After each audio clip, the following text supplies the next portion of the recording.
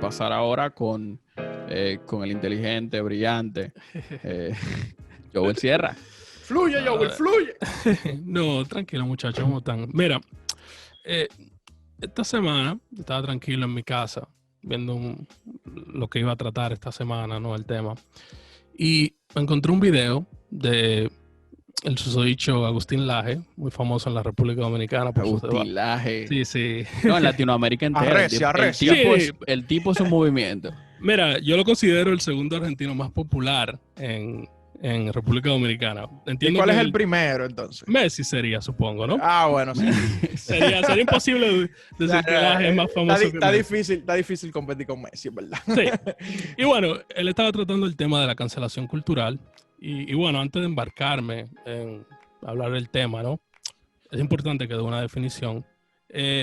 Y la cancelación cultural no es más que este fenómeno donde ciertos grupos deciden que se te debe retirar el apoyo moral, financiero y social en base a ciertas expectativas que se tienen de ti. Hay que hacer énfasis en la palabra expectativas, ¿no?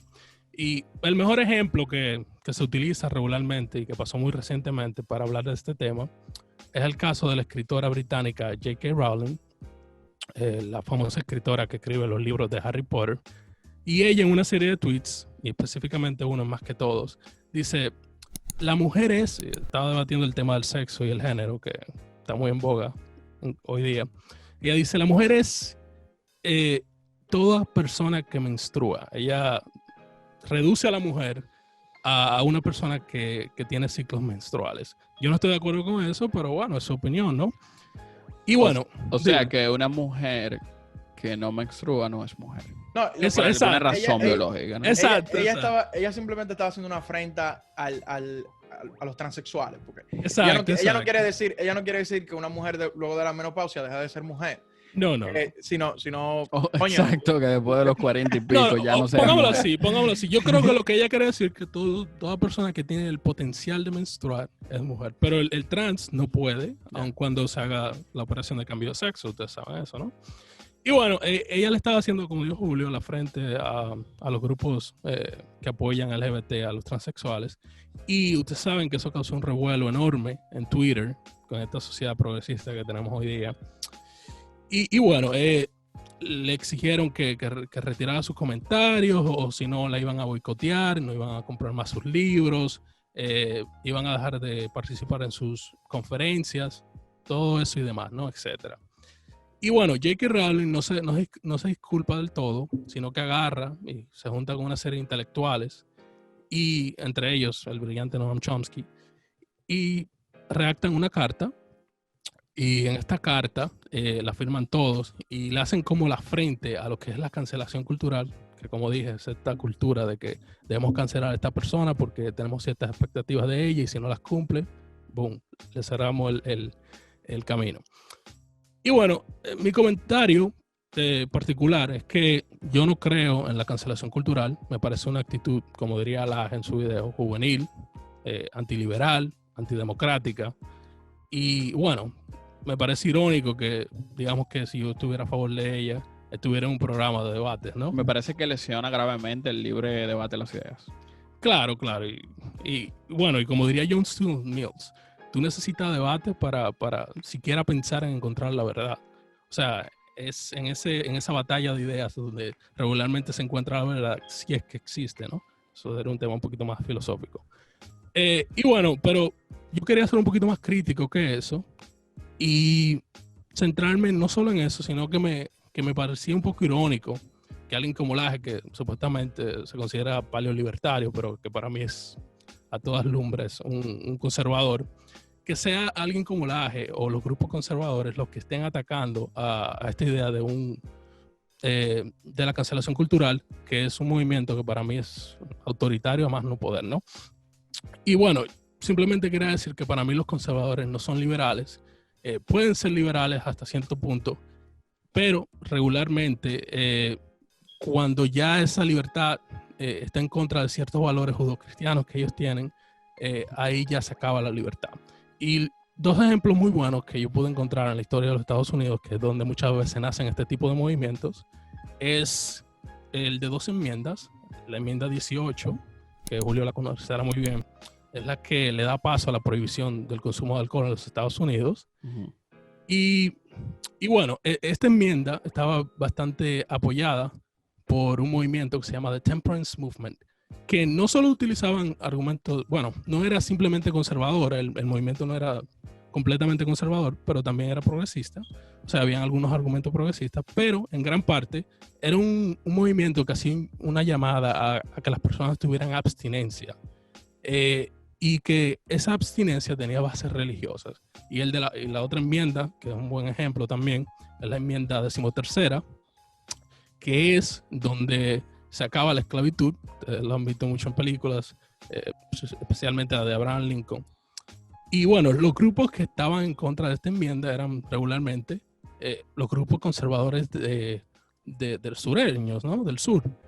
Y una cosa muy interesante que ellos siempre argumentaban era ese argumento religioso que ellos utilizaban en base a la Biblia, que era que decían algo así, que, miren, fíjense qué chistositos eran estos panas, decían algo como que si Abraham tenía esclavos, nosotros también deberíamos tener el derecho a tener esclavos. Y bueno, utilizaban otros argumentos económicos también, haciendo más o menos un énfasis en que si acabamos la esclavitud, vamos a acabar con toda la economía sureña de la entonces. Estamos haciendo una justificación bíblica de la esclavitud. Exacto. Lo que explicaría la raíz, no, una raíz traducida a un siglo XXI de lo que Laje y grupos y otros hacen, ¿no? Exacto. Ya con temas superados ya. Exacto. O sea, el punto es que las personas se den cuenta que estos supuestos conservadores son liberales hasta cierto punto. Y para mí es un caso moderno de ovejas que se quieren revestir de lobos, o más bien, lobos que se quieren vestir de ovejas, o en este caso sería conservadores que se quieren revestir de liberales. Por eso yo tengo, por ejemplo, tengo un gran, digamos que, favoritismo en torno al libertarianismo más que al conservadurismo, porque lo considero un movimiento muchísimo más coherente. Para mí los conservadores son mucho más dinámicos a la hora de cambiar sus ideas y en torno solo a conservar lo que ellos creen que son supuestamente sus valores. Sus ideas de libertad son bastante ambiguas, sí. Ambiguas y convenientes, claro. Y dinámicas. O sea, libertad cuando a mí me da la gana y cuando a mí no me da la gana, entonces no hay libertad, ¿no? Pero, exacto. Ese era el tema de la semana y quería que los muchachos comenten, ¿no? Sí, tú sabes que si Laje apareciera aquí de repente, un relámpago, dijera que eso es una falacia temporal, que estás hablando del 1918, que ahí aparece, que en ese movimiento del temperance está liderado por feministas y que el feminismo está en contra de la libertad, te saltaría con muchísimos argumentos. A lo que yo tendría que responder, que a Noam Chomsky lo intentaron, por así decirlo, censurar muchísimas veces los conservadores. Y estamos hablando en la segunda mitad del siglo pasado, no de ahora. También diría que ¿cómo se llamaba? Herbert Marcuse tuvo que dimitir de la Universidad de Massachusetts porque el tipo era abiertamente marxista. Bueno, tú vas a decir, era un contexto de Guerra Fría, pero había una cultura de cancelación con las ideas en ese momento y la hegemonía cultural del momento, que era un conservadurismo patriótico, ¿no? Decía, sí, ese hombre tiene que dimitir de la universidad porque él no puede ser marxista. Había una regulación de las ideas. Y en cambio, y para mencionar un ejemplo incluso más reciente, el señor Ronald Reagan, el campeón de los conservadores, es hijo de su madre, me dio o intentó, por así decirlo, poner nominados, era su plan, ¿no?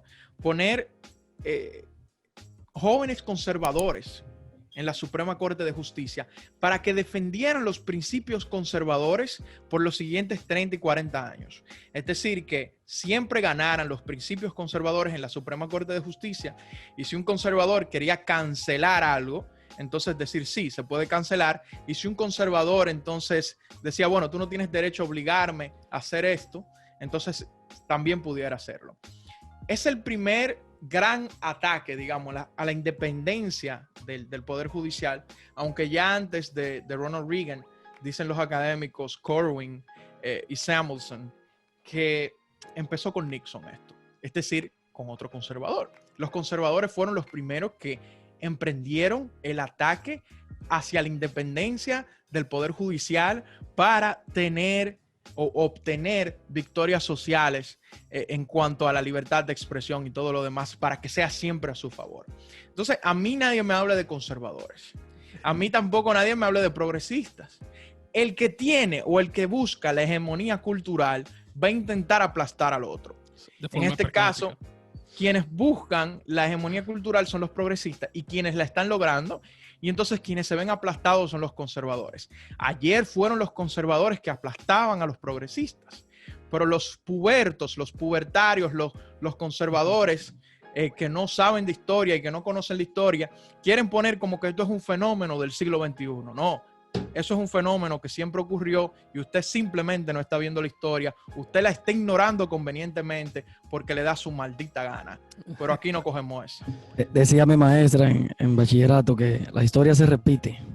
Sí, eso es así, una tómbola. Quiero escuchar qué opina Marlon sobre todo esto. Pero, por cierto, antes de darle la oportunidad a Marlon, quería decirte, Julio, que Laje pudiera decir que se ha hecho, qué sé yo, una falacia temporal o como lo quiera llamar él. Que, por cierto, nunca había escuchado esa falacia hasta que la utilizó en el programa con Faride. Pero yo diría que eso es lo mismo que él hace, ¿no? O sea, él te dice, mira, desde Marx hasta los movimientos feministas, todos han estado trabajando de cierta forma en conjunto para supuestamente acabar con ciertos valores judeocristianos que tenemos acá en el occidente. Y para mí eso es una falacia de asociación. Entonces, si vamos a hablar de falacias, yo pudiera decir que él sí es un tipo bastante falaz en sus planteamientos. Bueno, y también hace falacias. Y simplemente, bueno, sí, pero simplemente... Hace todo el tiempo falacias de privación relativa también. Pero no vamos a hacer un análisis de Laje porque el tigre es un showman. Es un showman de los conservadores y es un... No puedo decir la palabra porque nos censuran en YouTube. Sí, exacto. Yo lo tomé como ejemplo porque a mí, como dije en el comentario, él se hace llamar paleolibertario, pero para mí Laje es simplemente un conservador y el comentario era realmente en base al conservadurismo, que es bastante dinámico regularmente a la hora de, digamos, que apoderarse de ideas. Yo absolutamente coincido con la forma en cómo ustedes plantean el problema. Y recordar que todavía hoy en los departamentos de economía todavía siguen no aceptando a los profesores que tengan venas muy heterodoxas en el planteamiento económico, por mencionar el caso de la economía, ¿no? Pero ¿ortodoxas o heterodoxas? No, los pensadores que sean atrevidamente muy heterodoxos son pensadores, son profesores que no son admitidos en la mayoría de los departamentos de las universidades, fundamentalmente del primer mundo. Así que es un problema. Yo coincido en que es un problema que viene corriendo desde hace tiempo. Sin embargo, me parece que en este momento específico, donde probablemente desde los grupos progresistas se da la energía inicial o el intento inicial de hacer la cancelación cultural, me parece que un trabajo de hacer entender el fenómeno y la injusticia y los perjuicios que esto pudieran estar produciendo pudiera crear un efecto distinto. O sea, yo sí creo que en el contexto actual es posible, si se presenta el problema, si gente que tenga la capacidad de llamar la atención de estos grupos, Chomsky, comienzan a presentar el problema y decir por qué, me parece que esto pudiera estar cambiando. Yo creo que en ese sentido el contexto actual es diferente, ¿no? Entonces, si Feliberto tiene algo que agregar.